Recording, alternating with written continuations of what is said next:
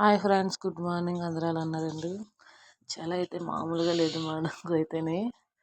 మాకైతే మార్నింగ్ 6:30 అలా అయిపోయింది. నేను ఎలా ఉందో అనేసి అన్నట్టుగా బయటకు వచ్చేసరికి ఇలా అయితే ఉంది. మా ఇంటి ముందు నేను పెట్టిన ముగ్గులండి అవి.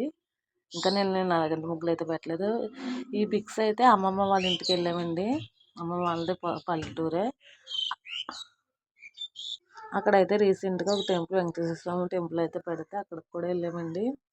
ఇదైతే వేణుగోపాల స్వామి గుడి అయితే ఉంది అక్కడ. చూసారా, గోవిందనామాల్లాగా అయితే ఉందనేసి అది అలా చూస్తా కొన్ని పిక్స్ అయితే తీసుకున్నాము. ప్లీజ్ అండి, నా ఛానల్ కానీ మీకు నచ్చినట్లయితే ప్లీజ్ సబ్స్క్రైబ్ చేసుకుని లైక్ అయితే చేయండి. కామెంట్ చేసిన నేనైతే మా చెల్లి నేను అయితే అలాగ కొంచెం సేపు కొబ్బరి తోట అలాగే పంట పొలాల్లో అయితే మాకు కాకినాడ అండి అమ్మ వాళ్ళది. మాకు ఇవన్నీ తెలియదు. అమ్మమ్మ వాళ్ళ ఊర్లోనే అయితేనే ఇవన్నీ చూడగలదు. ఇక్కడైతే నేను కాలువ మీద అయితే ఏదో వేసారు. ఏంటంటే అది కొబ్బరి చెట్టు ఏదో ఉంటుంది కదండి, అదైతే వేసారు. ఆ చెట్టు అయితేనే అటువైపు పక్కకి వెళ్ళడానికి అయితే చెల్లి అయితే చాలా భయపడిపోయింది. నేనే తీసుకుని వెళ్ళాను. నాకే భయం అంటే నాకంటే ఎక్కువ భయపడిపోద్ది చెల్లి కూడా.